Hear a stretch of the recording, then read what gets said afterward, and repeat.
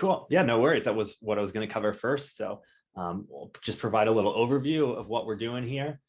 So we're going to go over some of my personal philosophies and beliefs. I will intertwine random pro tips. We're going to talk about the venture capital industry as a whole, and I'll dive into the science of fundraising and the art of pitching. It was a working title, the previous one. So this is kind of something we'll kind of come back to, of the difference between fundraising and pitching. As she mentioned, I want this to be very much like a workshop. So if you have a question, if you want to dive off and go on some tangent, let's do it. We don't have to get to this whole deck. I will send out a copy of this deck so you can see it as well. And I'll kind of dive right into where I'm coming from and how I view the world. So, quote by one of my favorite people: "I feel so strongly that deep and simple is far more essential than shallow and complex." I think this is a great example of what your slide deck should be and what mantra you should use while you're designing a slide deck. Since I want this to be a workshop, I'll be asking some questions. So does anyone know the answer to this? Blank, fill in the blank. Evolution favors the species that are most.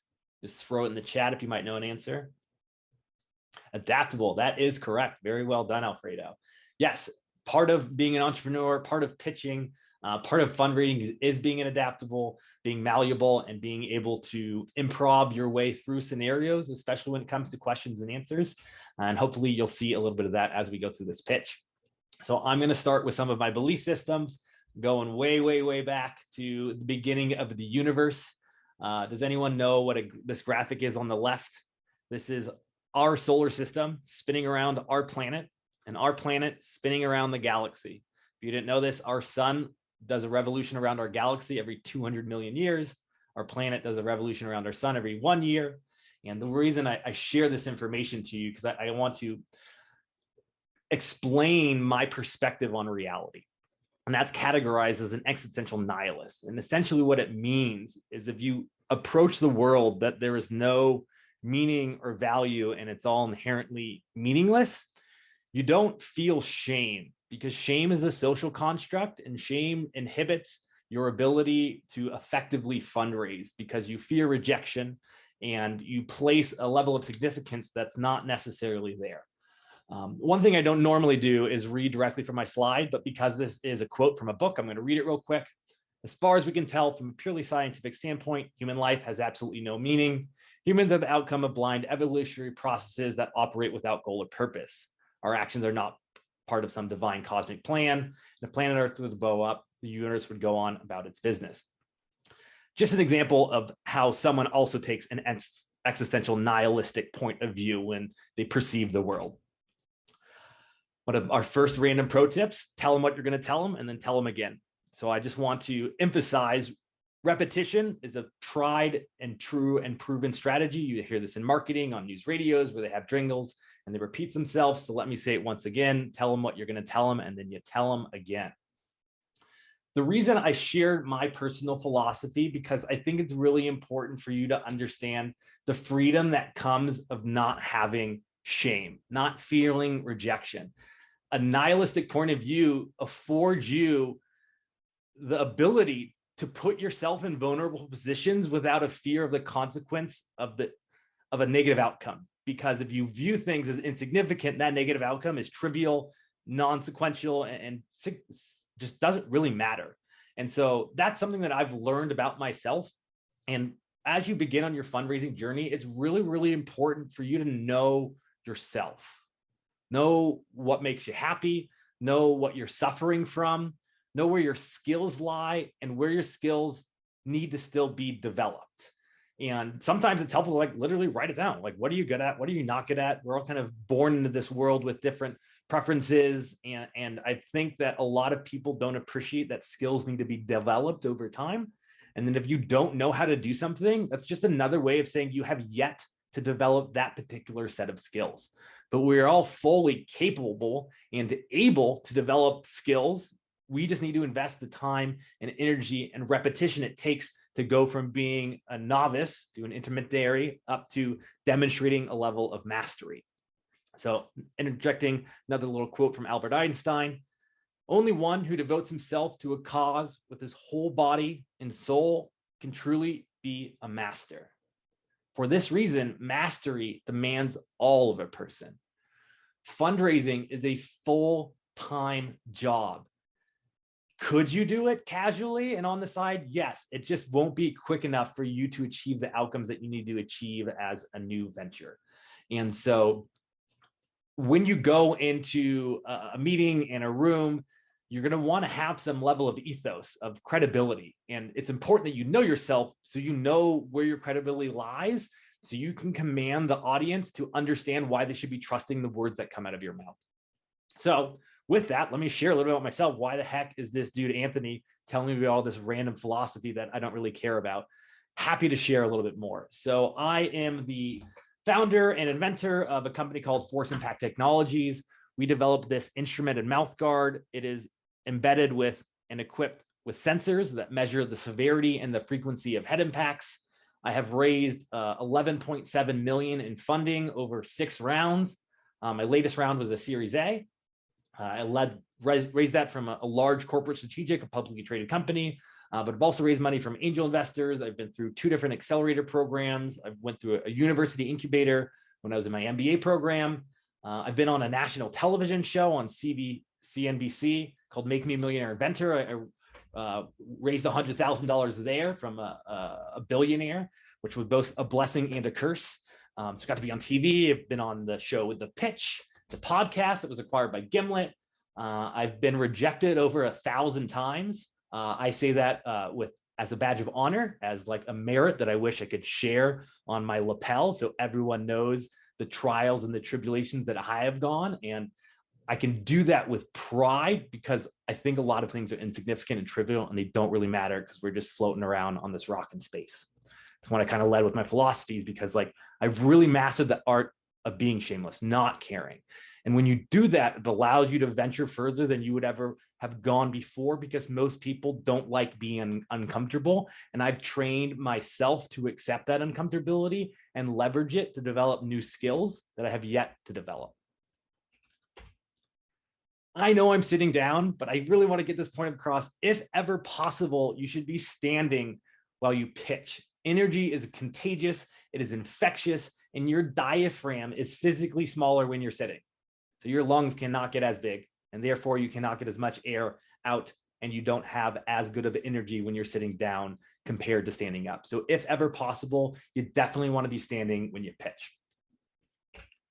So diving into venture and the science of fundraising, sharing some quick notes. You know, it's really important when you start your fundraising to like study the industry, who you're raising money from, where are they at, where have they written checks before, how much money have your competitors raised, where did they raise from, what VCs, how do they get a hold of them? Like, you should study industry like someone would study, I don't know, an investment or a sports team. I bet you people play fantasy football and they spend hundreds of hours investigating and looking at players and stats and performance. Like, you need to be a nerd about the fundraising industry. You should know people off the back of your hand. Who are the VCs? Who do they write checks to? Who gave those VC monies? I would really encourage you to kind of know and be well-informed and well-read about your niche or your sector within the venture capitalist world. When you're fundraising and you learn new things, and maybe someone's offering criticism or someone saying why they're not investing into you, that's great. That's another data point. That's like another fact that you can add into your data bank of information of like, cool, I can go fix that, or I can go change that.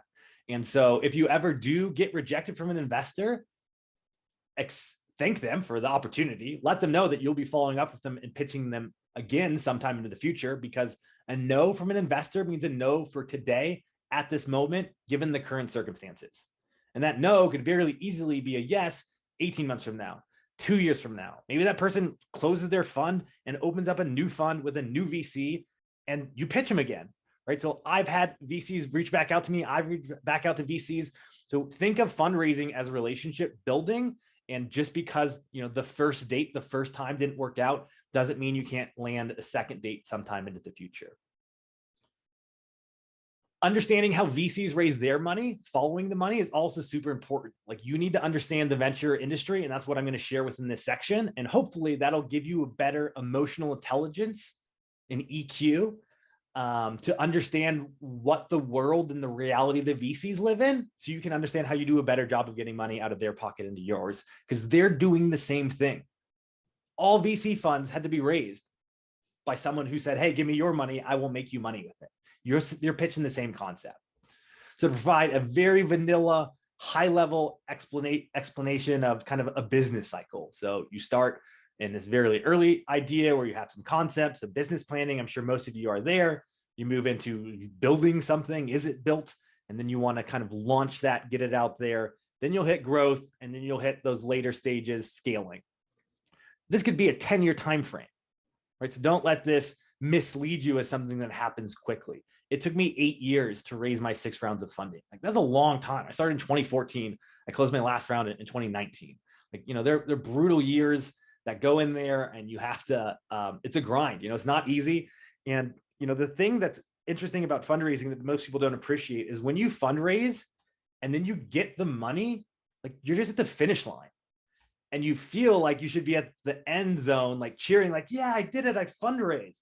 Like, when that money hits your bank, it's like, all right, day 0, welcome to showing up to grinding it out. And it's like, I've just been grinding for years or months or however may it long be. And so, like, you need to have the mental attitude that this is okay. And it is okay to be uncomfortable, and it is okay to work hard, because that's what it's going to take to be successful.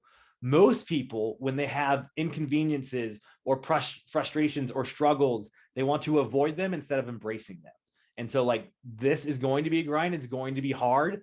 And it's really a battle of attrition. And you just have to grind harder and stick with it longer before you run out of cash. And, like, that's the constant, like, living and breathing of rent being due every damn day, because you are spending money and you need to bring more money in. So where are you getting money from? How do you get money? That's easy to say, hard to do. So kind of broken out in kind of a spectrum, perhaps a hierarchy, you could say, of where you can get capital. Non-dilutive capital, as you see outside of the square, is something from a government, perhaps a university. I know CalLutheran has the Stephen grant. Christine, if you could help me with that one. Super close. Stephen Dorfman. See, they got a grant here locally. SBIR is another good program. If you're not aware, any federal department that has a budget of over $200 million is required by the law to have an SBIR program, meaning they give away money every year. So Air Force SBIR is different than the National Science Foundation, which is different than the DOD, which is different from the CIA. They all have their own SBIRs. So you have to ask yourself, what is my solution? Where is that appropriate? How can I get non-dilutive funding? That's what you should always go after first. Your first fundraising journey should be for non-dilutive capital. It does so much for you. One, it validates your idea, right? If you do get the money, you don't have to sell it for your equity. So you still own, you know, the percentage of your company. And 3, like, they'll tell you why they didn't accept you. Like, the best part about an SBIR grant is they, like, take out their red pen and they stick it to you. They do not go easy. Like, you already suck. You don't have a scientific team. Like, there's no data. Your data is statistically insignificant. And then what you do, you use that as now a roadmap of action items that you go, like, all right, we need to do this. Now we need to do this. Like, okay, that one's free, so let's move that one to the top. Like, this one, I need an office or a lab, so we'll move that to the bottom. And it gives you a framework of, like, what to do next. So it's like a great, like, validation and a checkpoint to always keep non-dilutive capital applications in your pipeline. Like, don't think, oh, I applied for a grant, ooh, I'm good to go. It should be like, I applied for a grant, what's the next grant? Because I know I'm going to get rejected from that grant, and I want to have another one lined up. I already want to have it going. And then if you do win a grant or a competition, that is now a data point, and a pretty damn good one, because you have validation that someone is willing to give you money, and you can brag about that. And that's a milestone. And now it's something in your pitch deck that you talk about, oh, you got this, and you can really build up this hype and this narrative that you're onto something. And then if your investors don't join in now, they're going to be missing out. You need to know how to socially engineer investors to create this appetite for your solution, because you're going to leverage different modalities of persuasion, ethos, pathos, logos, and you're going to use Socrates' method to convey them about your solution and your conviction and how their money is better off in your pocket. Easy to say, hard to do, but with practice and the information I'll share with you, hopefully you'll be a little bit better at the end of this. All right, this is Matthew, the money manager. He is a Yale graduate, very, very, very educated. He wore a tie for you today. Matthew here has money from other people. He's got a pension fund money. He's got the local police union's money, and he needs to allocate that money in a portfolio. We see Matthew's portfolio allocation over here to the right, and that really tiny purple sliver in there, that's his venture allocation. A pretty dang small portion of where he's going to put money is in the venture asset class. You can see my asset class chart didn't even go down to angels and friends and family because it is so high of a risk. A fiduciary wouldn't ever recommend that you even be involved because there's something called a risk beta, and that risk beta is undefined. You can't calculate a zone of acceptable risk tolerance. And so they just don't go because it's too risky. And so you're most likely going to be raising initially from friends and family and angels. Like, you're not even going to get to the start of this high risk category where things drop off. And so I wanted to share with you kind of this concept, and we're naming Matthew because part of telling a story is to be able to personify and proselytize your mission. So I would always encourage you to have a character in your pitch, someone you can refer back to if someone has a question. So we're going to use our Matthew example as something in your pitch. Hopefully you have a person that you could talk about in your pitch. So Matthew's spreading this money around, and he wants to put some money somewhere. He's going to put in bonds, some stocks. He's going to put a little sliver in VC. He's going to write a $25 million check. He's going to invest in the CalLutheran Fund. So CalLutheran is going to put a fund together. They're going to raise $100 million. CalLutheran needs to go raise that money. Where's the $100 million coming from? Someone else's bank account, not CalLutheran.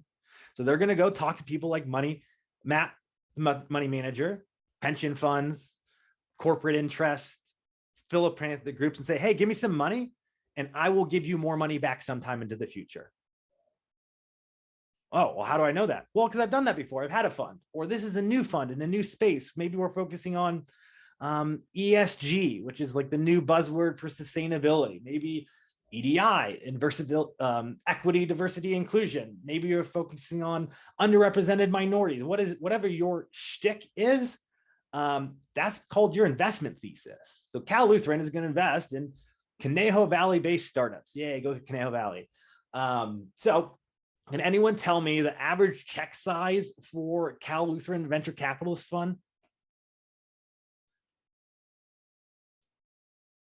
Just throw it in chat or put it on mute or unmute. They've written a 4, a 3, a 2, a 3. We'll bar park it around a $3 million check. Between 2 and 4, I think is appropriate. So if I'm raising $500,000, this is probably not a good person for me to go pitch. Well, how would I know that? Well, I would go on Crunchbase. I would go to CalLutheran VC Fund. I would look where they've made previous investments, and I would deduce or infer that this is their average check size. Or perhaps I just went on their website and it says our average check size is 2 and 4 million. Okay, so I've identified they exist. I'm still going to document this. I'm going to put this on my CRM and I'm going to log it. I'm going to take that note, 2 to 4 million check size. That doesn't mean I can't go form a relationship with them, because when I do need a $2 million check, I don't want to be cold pitching someone. I want to be pitching someone that 3 years ago, when I only needed $500,000, I was bold enough to go ask the manager director of CLU's VC out to coffee. Want to meet at Hub 101 and break some bread? Can I buy you a lunch? Can we go to Stonehouse and have a cigar? There are ways that you need to know how to build a relationship, because you want to plant seeds in the future. So when you do need those $2 or $4 million checks, you already have people in your Rolodex that you've been building over time. Oops, sorry about that. So fundraising is like a longer career journey, that the relationships that you build in the time you invest pitching someone, whether or not they say yes or no, like they're in your Rolodex now. You now know who they are. They know who you are, and whatever career you are, whatever fund they're with, hopefully you can leverage on that because you left an impression that was memorable and benevolent.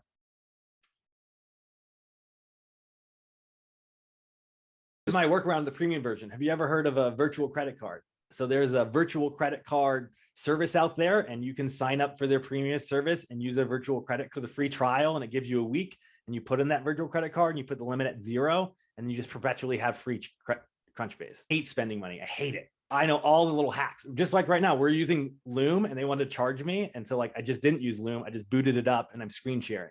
It's like, I don't need Loom Premium to do this in Zoom. Like, I'll just hack it together. Evolution favors the species that are most adaptable. You just got to figure stuff out and challenge yourself. Like Iron Chef, where they're like, all right, today you're not gonna have a knife.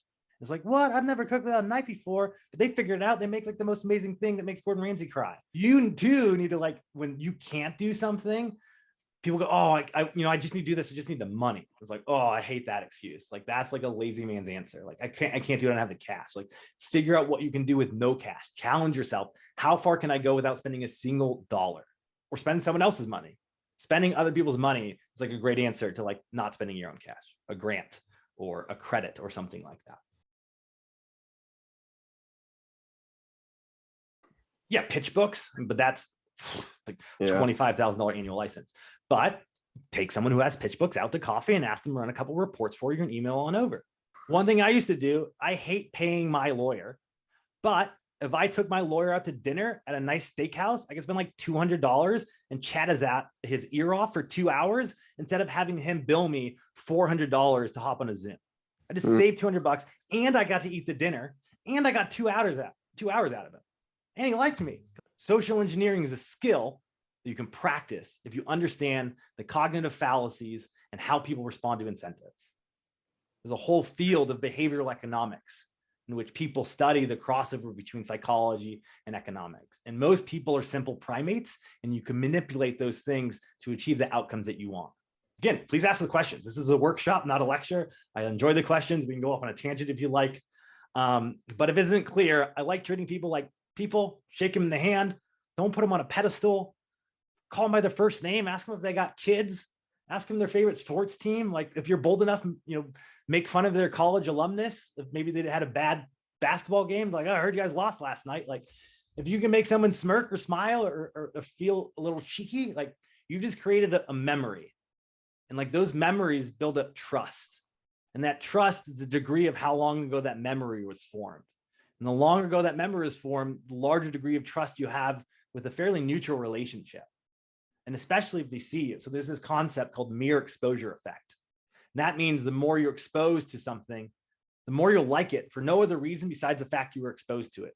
You start to form this subliminal and subconscious connection to something that could be inanimate or an object, a person, a logo. That's a great example of why marketing works, mere exposure effect. So when you treat investors like people, it allows you to build personal relationships because you're not putting them on a pedestal, you're not calling them your honor or sir or other things that place this degree of they're up here and you're down here. No, you're two people at work doing your job, nothing more than that. So knowing who these people are in a VC firm is what I was referring to when I said study the industry. If an analyst reached out to you and they're interested, don't call your mom and tell them you just landed an investment pitch. Like, this is their job. They're rewarded on like getting investment meetings with companies. So like, calm yourself. If an analyst reaches out to you, like, they're probably a summer intern and like, this is how they're gonna get their bonus and go on like their president's club. Associates, those are a little bit better than that. And maybe they've already finished college, maybe in their MBA program. Maybe they're being a gatekeeper really and screening deals for a partner or a VC. But unless you're meeting with someone who makes decisions, like, you're not having an investment meeting, you're having a screening meeting. If you meet with a managing director in your first meeting, that's an investment meeting because he's going to say yes or no. If you meet with an analyst your first meeting, he's just screening you to see if it's worthwhile of their partner's time to pull him into an actual investment meeting. So that's okay. Just know that to be true and accept that is going to be the reality for some VC firms. But also, if you see a list of people, let's say you're at a conference and it has their title, like, go for the higher ranking people rather than the lower ranking, and they'll redirect you if they don't want to meet with you or if they want to meet you with someone else first. Look, that's okay. Part of the game. Just know it to be true. Know what people do and know how people respond to incentives. So study this. Study how VCs become VCs. Where do they go? Where do they learn about? I think the CEO of Twitter has a really good book that talks about like the VC industry. I would encourage you to master the knowledge that's publicly available about how venture capital as an asset class operates, so you can use things to your benefit when you're raising money. So to share a little bit more about the industry, this was a recent publication by the Wall Street Journal, and it provided some good numbers for us. So don't mind me moving around the screen. So funds in 2021 were $132 billion. And we're talking about CLU raising a fund, 132 billion with a B. That means there's 9 zeros after that 132.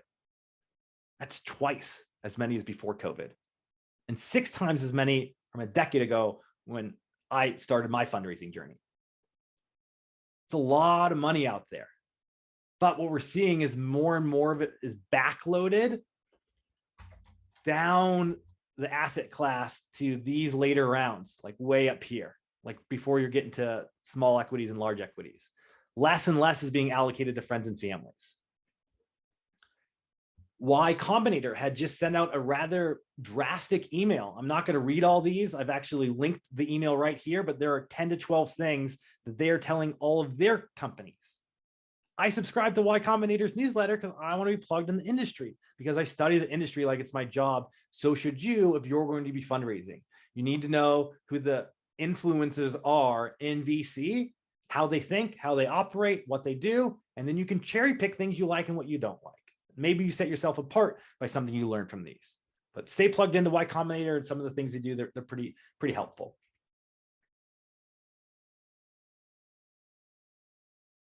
Yeah, to me, what they're saying is take a conservative strategy because we don't know what's going to happen. So yeah, you can always agree with taking a conservative strategy, but so I think as an example of what you can infer from this, if you had 2 strategies, grow at all costs so you hit some big number, or grow so you can be profitable with every transaction you do.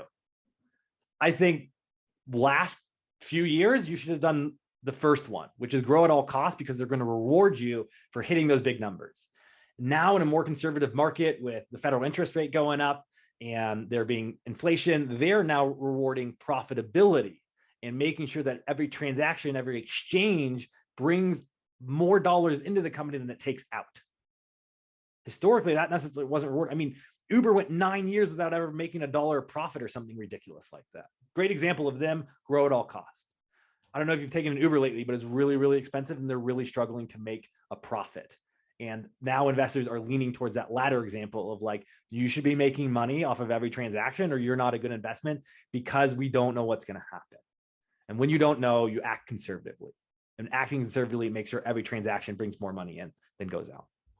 All right, so we'll talk about the end of doing a good job fundraising, or not the end, sorry. One of the milestones would more be an appropriate way to phrase this, a term sheet. So a term sheet is a bunch of bullet points or topics that you guys generally agree to.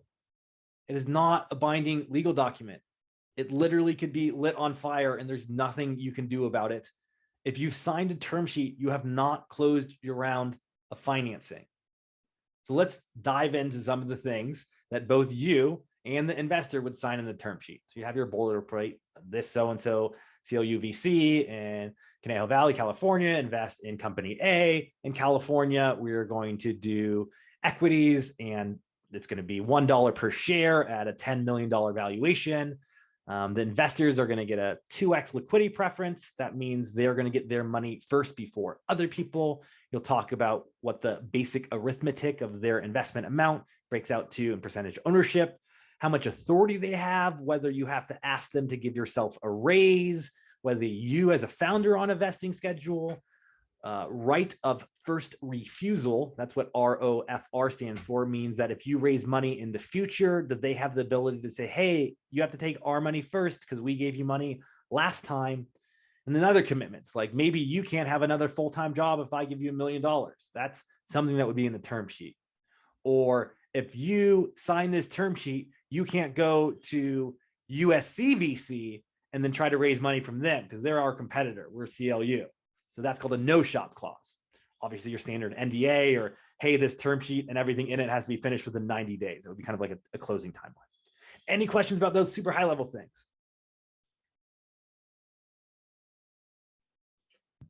Also, feel free to put questions in the chat. if you're in a position where you cannot unmute yourself.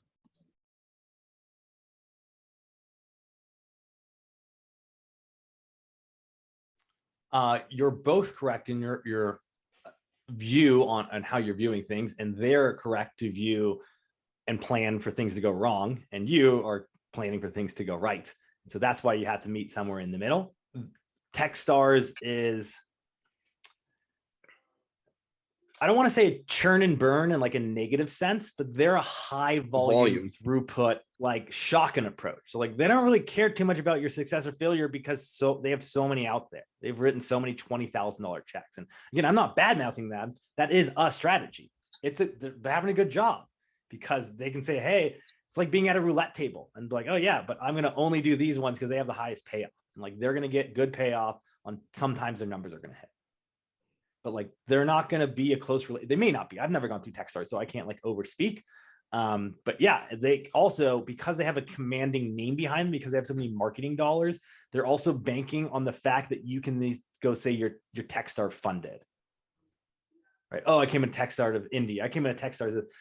In my personal opinion, they kind of dilute their brand a little bit by having so many Techstars.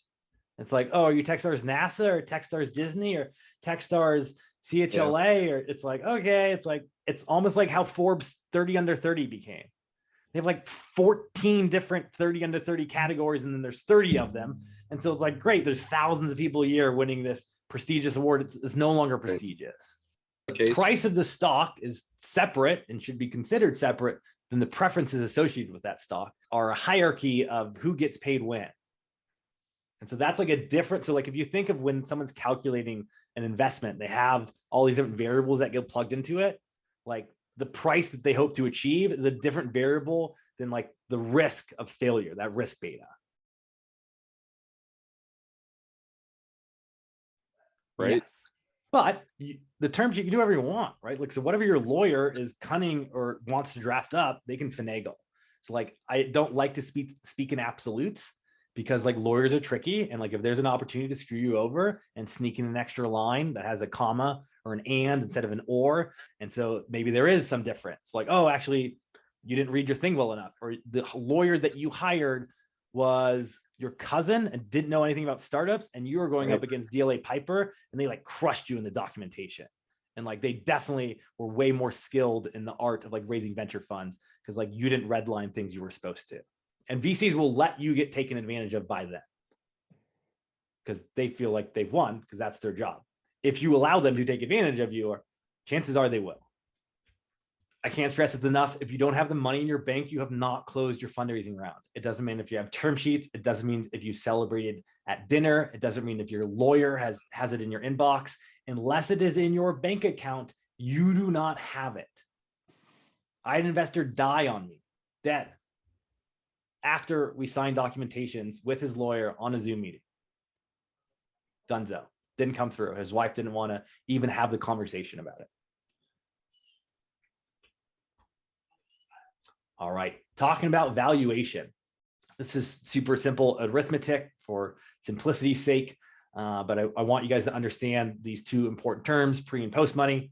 Pre is how much money the company was worth before you raised. When you add the amount you were raising, the post money is the summation of those two figures. So if you're a $10 million company and raise $1 million, you're worth 11 million post money. Those are the numbers you will be using for calculating your different ratios, price per share, and percentages.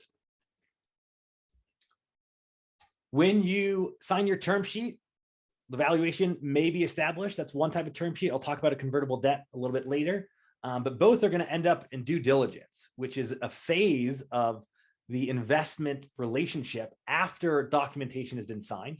And they're going to go sniff around. They're going to look and they're going to investigate and they're going to look at Excel spreadsheets. They're going to ask you where these formulas came from and how you got these inputs and how many people have you called? How do you know this works? What is your competition doing? Does anyone have any questions on these high-level topics? And I can provide specific examples, or does anyone want to talk more deeply about due diligence and what can come up in it?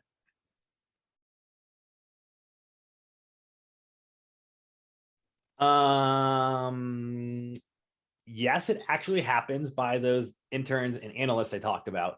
VC sends one of their peons to go do this. In order to command a narrative, you do the customer calls and you deliver them as like references. Exactly, a little cherry picking, a little Hollywood magic.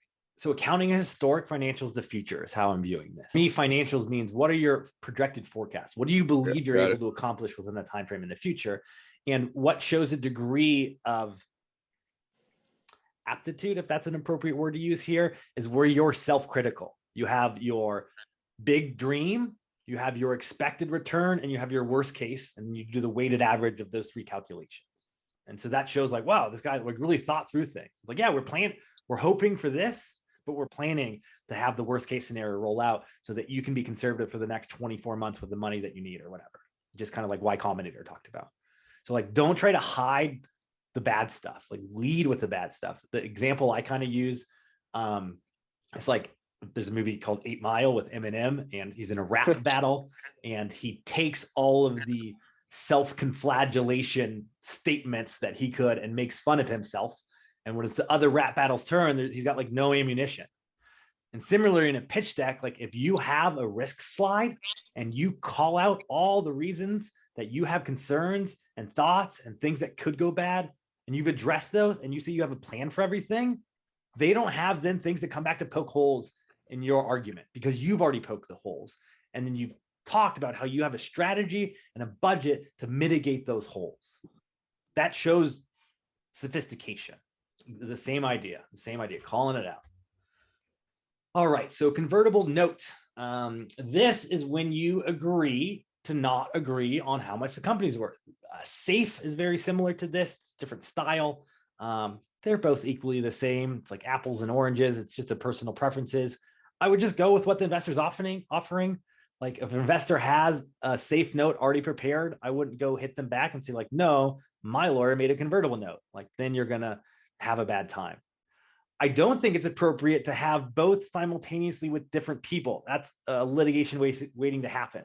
You can't have a safe note signed by these people and at the same time a convertible note signed by these people within the same frame of time. That'll get you caught up into, I don't know, some things you just don't want to get into. All right, so we're going to work through the scenario. Someone's offering a $100,000 investment, 20% coupon, $5 million valuation cap, that's what Val cap stands for. Interest rate's pretty high these days, so I went with 8%, and a 3-year term automatic trigger. I'll kind of explain what that all means. So if you're an investor, or most likely the analyst who works for these investors, and you say, hey, go evaluate this deal for me, what's the worst position I could be in? You would take the initial investment, you'd multiply it by 3 years interest. So I did the math for you, 100,000 times 1.8 raised to the third. That's going to come out with $125,000 or so. What is a discount or coupon? It is the additional compensation that they are being afforded for agreeing to not define the company's value 3 years ago. And so they don't want to pay today's rate 3 years into the future. They don't want to pay that 3-year rate. They want to pay a rate as when they sign that term sheet. And so in order to compensate them for that additional risk they assume during the 3-year term, they're given a discount rate or a coupon.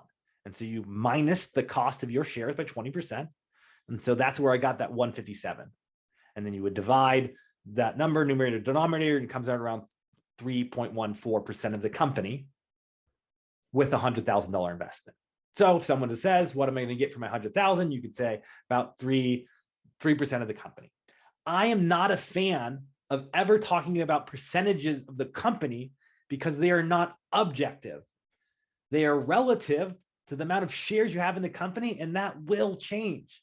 You may have 5 million shares today, but your next round you'll have 10 million. And then the round after that, you'll probably have 20 million. And so this dude who made some investment goes around telling all his buddies at the bar, I own 3% of Uber. I own 3% of this. It's like, no, you did own 3% 12 years ago when they only had 5 million shares, but you no longer own 3%. So I would be much more comfortable saying you would have 157,000 shares with our company because that's objective. It will never change. Whether you go raise money at $1 billion, they will always have 157,000 shares, assuming it was a $1 per share.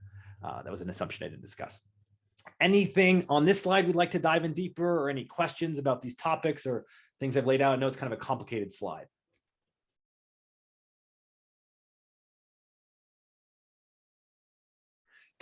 It depends on who your audience is, how sophisticated they are, how many checks they've risen. They usually like to stick with one. And so if you pitch a VC and they have safe notes, like they're probably not going to have convertible debt investments. It's just like too complicated. Or vice versa. It's like angels might like convertible debt, or they'll have a preference, and like you just say, okay, or are you going to lead my round? Like, are you going to be the name behind this? Like, you just talk about other negotiation points, and like the vehicle in which they do their investment. Most of the time, there's not going to be a lot of wiggle room. But you can discuss the levers within that investment vehicle, like the valuation cap, the rate, the term, stuff like that. This is definitely a little bit more complicated. Yeah, but it's easier to get an investor with an investor-friendly deal. All right, so that's kind of concluding the science of fundraising. I hope you all learned a little bit.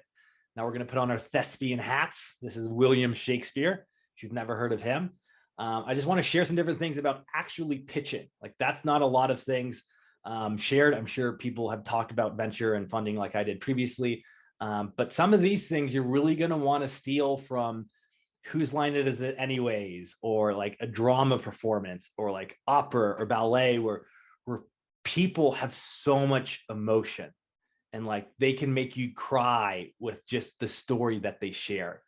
A good orator can like make you have an emotional experience. And so you should have a pitch that has that level of conviction, and you should master that pitch. You should be saying that pitch all day long. You should have a 3-minute version of that pitch, a 5, a 7. You should be able to see a slide and know like the 45 words you're going to say for that slide. I recommend learning things a slide at a time and not thinking of the script as like a long monologue. Compartmentalizing is like, all right, what do I say on the slide? Like, oh, I talk about this, this, this, and this. So like you should have a written script, but also don't think like you need to say that verbatim. That's more of like having a guideline. If you practice those pitches in different accents and speeds and emotions and characters, you will memorize those words better. This is the same thing that actors do when they need to memorize a bunch of lines. They like personify themselves into some other manifestation, and they repeat, and it just sinks it into your brain a little bit deeper.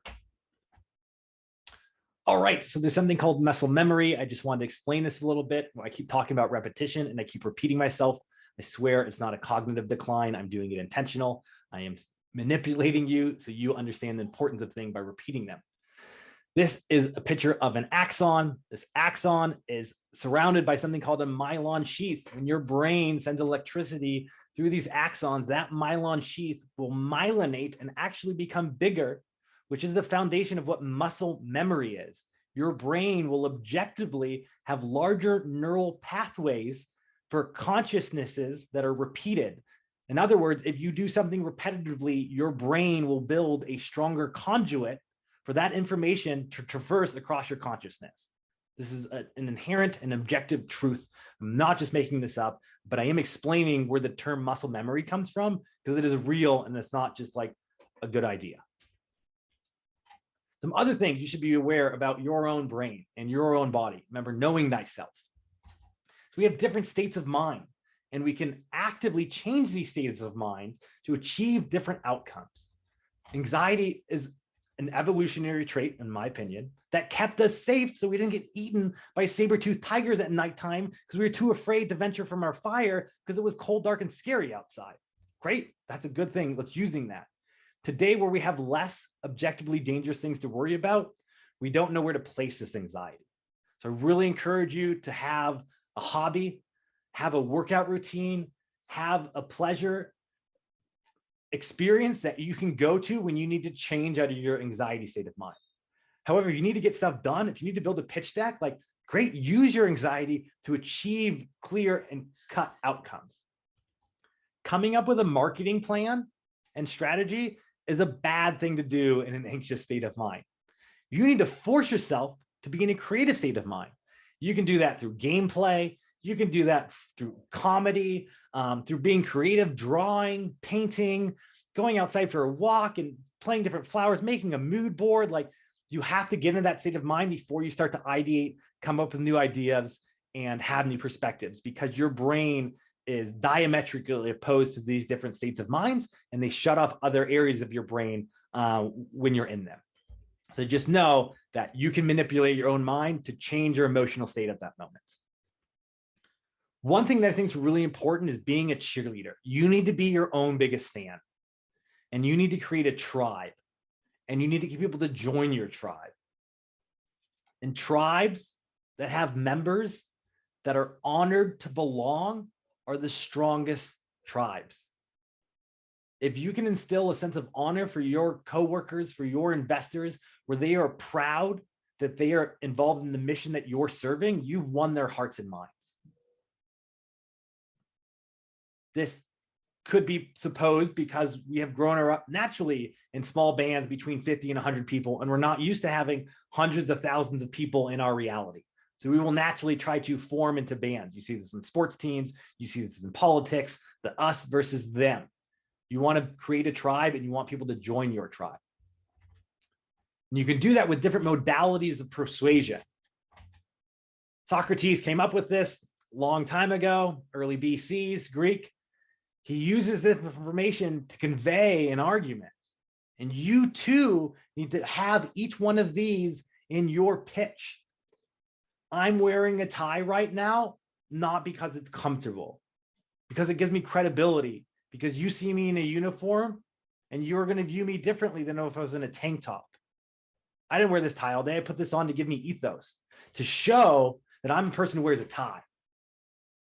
What does that mean? I don't know. We don't have to define it. It doesn't need to be defined. But I bet you would listen to me better if I was in a tie than if I was in flip-flops and a tank top. So why should your investor listen to you? What skills do you have? What do you know about yourself to be true? What do you have confident conviction about communicating as to why you're the appropriate person for them to give money to? How can they trust you? Pathos is tugging on those emotional strings, personifying the investor into your problem that you're solving. One thing I like to do is I tell them to imagine if that was you. So we have a big problem, it affects a bunch of people, and imagine if that problem affected your wife, your daughter, your mother, how you would feel the pain that they felt. And if only this solution existed, they wouldn't have to feel that, right? Like you're plugging them in. I think comedians do a great job of bringing this visceral moment and an experience live. I think Kevin Hart does a great job of telling like a dumb story about like going to the grocery store, but it is such a vivid story that you know the colors of the flowers and the temperature that day. And it felt so real, like you were with Kevin in that grocery store. I was telling that joke, and that's why he's so funny. And similarly, when you pitch, you can use tactical empathy to get those investors to feel what you feel. And the logos is how you make money, and that's equally as important. And depending on where you're at in that allocation of Matthew the moneymaker, he may care more or less about the pathos and ethos, but they're always going to care about the logos. Are you making money? Can you continue to make money if you scale up? And does it work? Okay, so I wrote out an outline here of how to get started and what to do for cold outreach. You're going to need to have a slide deck. If you don't have a slide deck, create an outline of just individual slides you like to have. You can be like, oh, I need a problem slide, I need this slide, and then you can figure out how to order it and come up with a script, but don't overwhelm yourself with that. But ask yourself who's going to be viewing this. What do you want them to know? What do you not want them to know? How are they going to be viewing this on their phone? Are you going to have it in a PDF? These are all things you should think through, and it needs to have an end. Like all good plots, they need to have a call to action. So at the end of their deck, you tell them to do something like add me on LinkedIn, or ask for access to our data room, or follow up with me for more information, or book another meeting. And it's also okay to have different versions. They call it code switching. So you may have a 3-minute version you pitch to athletic directors, and a 5-minute version you pitch to investors, and then another 3-minute pitch for parents or coaches or whatever industry you're in. I hate spending money, as we talked about, but there are some things that help to spend money. LinkedIn Navigator allows you to create nice lists. And so you can go get a list of anyone who has angel investor in their title in Los Angeles that has senior in that. And it'll get you a list of all those people. And then you can go to an automatic outreach solution. This is called GrowthX, and you can ping them. And so like here are actually some of my KPIs. So let's look at this 183 list. Let's suppose this was anyone who was a doctor that graduated from Yale. And then I got this list of 183 people in LinkedIn. I got all the Yale doctors here. Great. This service ad automatically invites them, and it shows you my connected rates. So 34% of those people connected with me, 11% of them responded to my initial message. And I'm literally just messaging them on LinkedIn at scale. So it's, here's your hook. Hey, I wanted to talk to you about a solution. We're seeking experts in the space. That's going to come across in the LinkedIn note. If they accept you, great. It's going to automatically follow up with another piece of information, another call to action. Great to be connected. We're solving the problem of X for Y. We've accomplished Z and we're raising money. We're interested in investors and advisors. Click here if you'd like to learn more. Within that link tree should be an abridged pitch deck, a demo of whatever your solution is, and like a link to schedule with you. And what you want to do is when you have these 183 people you just messaged, you want them to book with you so that when you open up your calendar, it's constantly just having new meetings booked for yourself. Call that a pipeline. And so like what you're focused on is identifying the list that you can then delegate the outreach to an automated solution and service. And if they don't follow up within a certain amount of days, have them send out another note like, all right, well, great to be connected. Here's our information anyways, hope all is well. Boom, you build the relationship, you establish the data point. The purpose of your slide deck is to land another meeting, not an investment. The purpose of your slide deck is to land another meeting, not an investment. So don't stress out about getting an answer on your first initial meeting. This isn't my chart, but I think it's a good chart to just kind of show you the cadence. People don't really do coffee meetings anymore, so you can substitute that first one as an investor meeting. And I think these metrics are way too benevolent. I would say maybe 5% of investors want to meet again. They'll tell you really quick if you don't pass that screening meeting, whether or not meet with you again. At the end of this, you get to your signed term sheet, which is, again, just a bunch of bullet points that are non-legally binding and don't mean anything. They just establish the expectations. Lastly, you should keep some type of CRM for your investors. You don't have to make it complicated. You can just use Excel or Airtable. I think those are sufficiently good. If you have Salesforce, use it, but like don't spend time like adding their address and their book of business and all this other fluff that you don't need. You just need a high level, like what's their name? What's their VC firm? How did you get a hold of them? Or what phase are they at? Do they have a term sheet signed? What's the next action item? And like some note, right? Like something about them. Keep it simple, keep it up to date. I'll leave this parting quote on the screen without having to talk about it. It's right there if you'd like to read it. It's one of my favorite quotes. It keeps me encouraged. It was by Teddy Roosevelt. And I know we're at the top of the hour, so I want to be sensitive to everyone's time. And so I'll kind of conclude our presentation here with this quote, and we'll move into any final Q&A if anyone has any. So it is not the critic who counts, not the man who points out how the strong man stumbles, or where the doer of deeds could have done them better.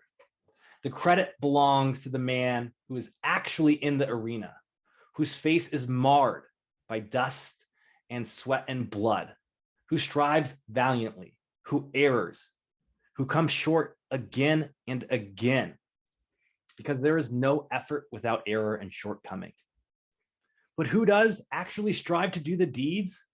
Who knows great enthusiasms, the great devotions, who spends himself in a worthy cause, who at best knows in the end the triumph of high achievement, and who at worst, if he fails, at least he fails while daring greatly, so that his place shall never be with the cold and timid souls who neither know victory nor defeat. Teddy Roosevelt. Augmented reality. Okay, so I think that's an agnostic enough sector where people will be open to whatever your AR solution is. And I don't think you're going to get shopped around unless you tell people you're shopping around.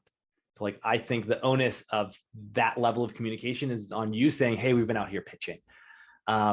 Do startup investors kind of know each other? Sure. Most of them went to the same schools. They're kind of in this own echelon of society, and they'll have some connections, but most of them don't, especially when you're talking about angels. And unless you're like specifically like pitching VR, AR, VC funds where that's all they spend their time and space in, like they're probably not going to have known about you. I think practice makes perfect, and you should practice and pitch any opportunity you get. I've never turned down an investment pitch, even if it had nothing to do with me. If they were going to have a meeting with me, I was definitely willing to have a meeting with them. And so, I think it can only help to continue to pitch. And one thing that I like to do is I will intentionally not share everything.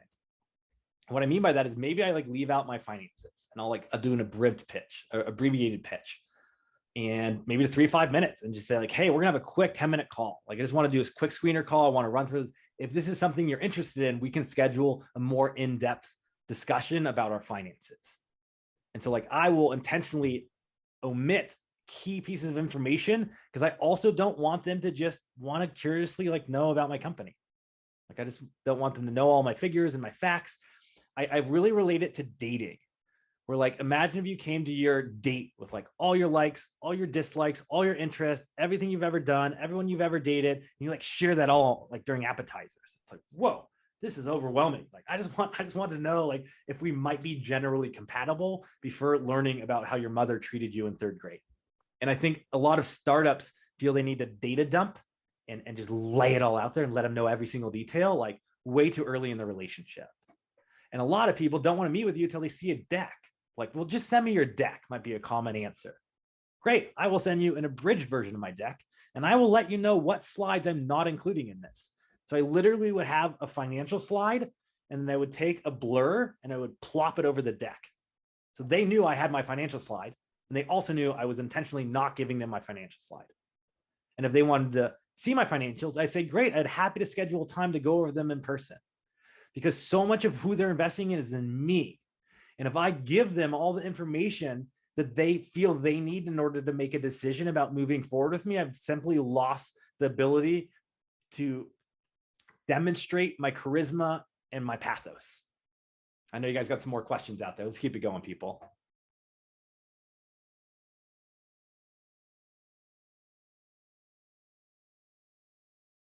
I do. You need to tell a story. So I hate to go back on this. I'm not trying to proselytize my beliefs, but it is my understanding that as humans, we spent many, many millennia around a campfire transmitting tribal knowledge, where you had to learn from the generations that came before you about where was dangerous, where to find food, where to find water, and how do you communicate all that very important information? We tell a story. And that story is going to have some plot, some beginning, some middle, some end. And it's going to allow the details within that story to fit in your brain as memory better than just random facts. Because when you share a random fact, it's like giving your brain a little ball and saying, okay, put this ball in a bucket. And the brain goes like, oh, well, what bucket do I put it in? Like, it doesn't know where to store that information, just like these random factoids. When you tell a story, they're not recalling a random fact or data point. They're recalling the overarching narrative. And so like I would personify an individual within your pitch and refer back to that fake person.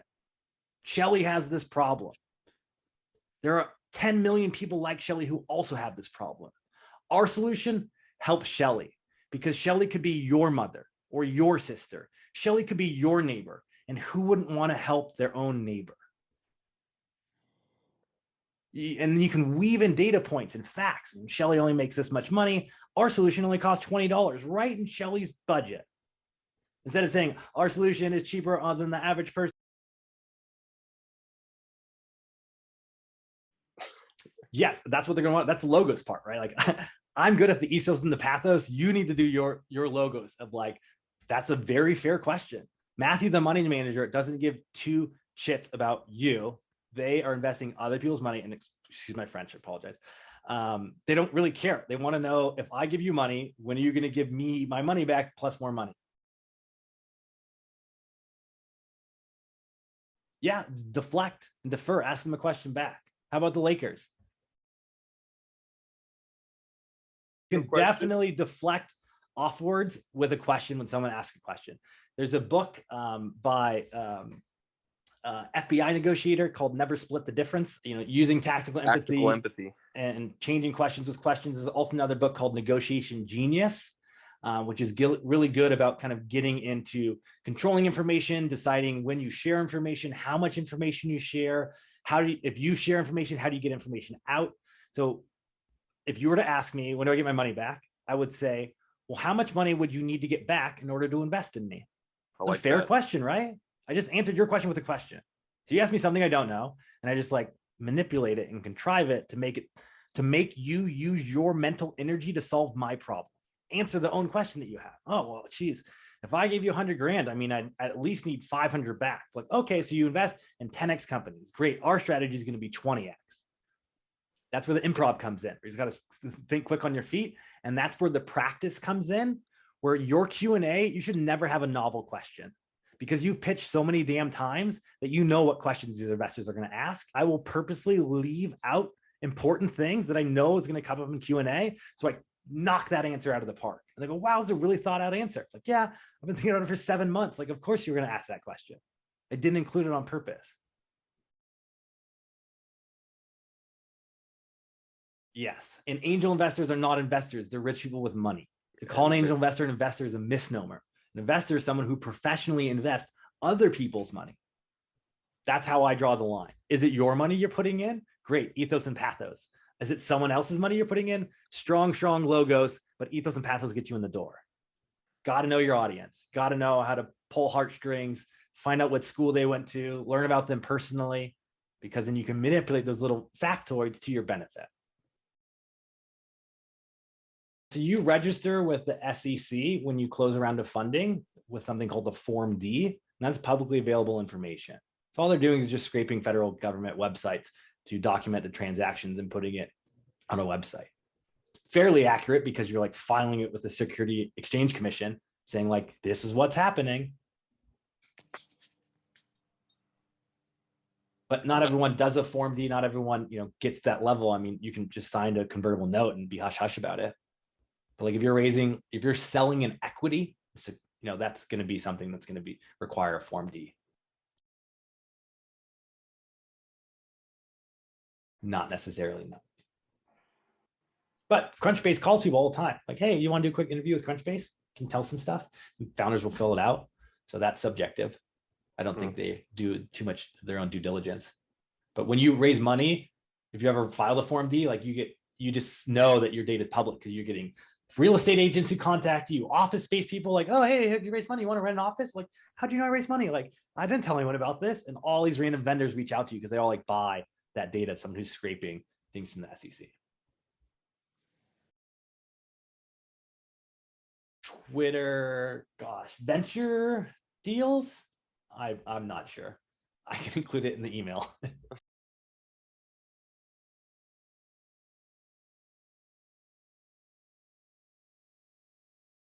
I call that dilution modeling. So you're just modeling out several rounds and how much you would dilute based off of how much money you need to raise.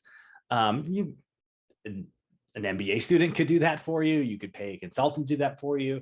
An attorney may have a finance guy that they use.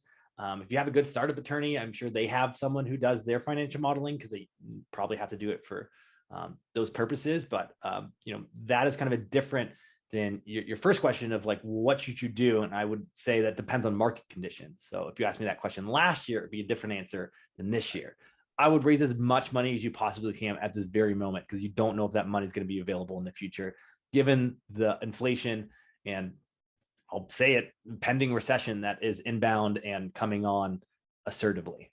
I don't know if you've seen stocks in this month, but they have been at an all-time low. Inflation's at an all-time high. The Fed has communicated they're raising rates in June and again in September. So we know rates are going to go up. Mortgage rates are going up. That means the industry is pulling back. And so that means they are going further and further away from that asset class at the tail end. So further away from venture, back closer down to equities and bonds. And so if there's a chance to raise money, I would go for more money now and less worried about the dilution, and make sure you guys don't run out of cash before you crash and burn. I think investors are a little too focused on dilutions and not focused enough on I call it day zero. So day zero is the day you run out of money. You should know how far away your day zero is. And every day you wake up to try to get day zero further and further away. Like that would be my focus. And so you raise more money now, day zero goes way further. Good luck, Triv. That would be my first thing to talk about. It is no easy task. It depends what you do, right? So like I raised close to $10 million without generating revenue off of my mouth guard. But I had a really, really good idea. And it took a lot of engineering time and effort. And we had other ways that demonstrated our demand without generating revenue, like a wait list or an Instagram following or a newsletter that people opened at a 40% open rate. And I could show that I was building demand, I was building hype, I was building community. And so if you're not generating revenue, you need to have another data point that demonstrates how that is the beginning, top of the funnel of your revenue pipeline. And all those things are going to flow in once you do start making revenue. So investors are okay accepting the fact that you're not making money if you tell them your plan to make money, when and how. Users are enough. It depends. And this is where you need to control the narrative you create. Are they super users? Are they telling their girlfriends about how much they love your app or solution? Or did they just sign up because it was easier to click on the thing and, maybe they did it or not? So like, I don't know about your engagement. I think it can be enough, and it's going to be down to you through getting people to understand why you're the next greatest, biggest thing. I would personify what it would be like to live in the world 3 or 4 years from now. Imagine 4 years from now, we're raking in $100 million. It might seem unrealistic now, but we have a plan to do it. And that all starts with your help today. Where like you want to like work the magic of like getting them to feel like, wow, if they did do this, okay, now let's work backwards to how did they do that? And like that starts with you giving us money.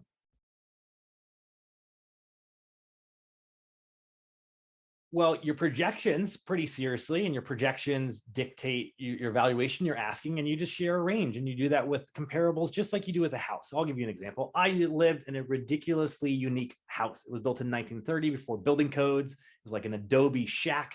And like there was no way you could compare it from other houses out there. But I went out and I found other eclectic houses that met kind of generally same things and said, well, in this market, this is where they're compared against the average, and therefore this is where you should compare us. So I controlled the narrative, or you can control the narrative of the value of your company by saying, well, let me give you an analogous example of what another company did objectively based off Crunchbase data or PitchBook data. This company was kind of like us, and they raised this much money, and they ended up at this value 7 years from now. We believe within 7 years, we're going to be 80% accurate. So therefore we'll be between this minimum and this maximum of a value within 7 years as well, because we share the same characteristics, A, B, C. As long as it's good enough to like, I don't want to say like BS your way through, but like, with like, okay, that makes sense. Like, you're good. You're just trying to get another meeting, right? Like you're not trying to get them to land the investment. It's like, don't give them anything to say no, and give them just enough to say like, I want to learn a little bit more. This does sound interesting.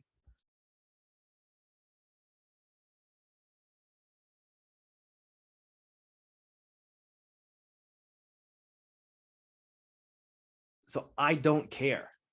That was the first part. I'm a nihilist. I just don't care if they care. It doesn't matter to me. I'm reaching out to the top dog. If he wants to kick me down to the intern, I'll go meet with intern. I don't have that level of shame when it comes to outreach. If there's someone who I think can add value to me, I'm going to go attempt to form a relationship with that individual, because it doesn't matter, because it's meaningless. And like, I really can't stress that philosophy of fundraising is you have to not confer to those social norms, because if you do, you're going to be self-inhibiting yourself and wondering and overthinking. It's like, just do it, man. I think my highest month was adding like 9,000 people on LinkedIn. I don't give two shits. I just add them on LinkedIn. Oh, that's cool. Investor, perfect. Investor, invest. And I'll let them self-filter. It's like, I'm reaching out to you because I want to meet about investments. So accept if you'd like to. There's this philosophy with the Nigerian scammer where they're intentionally with bad grammar and poor spelling, because if you're smart enough to know it's a scam, they don't want to meet with you because it wastes their time.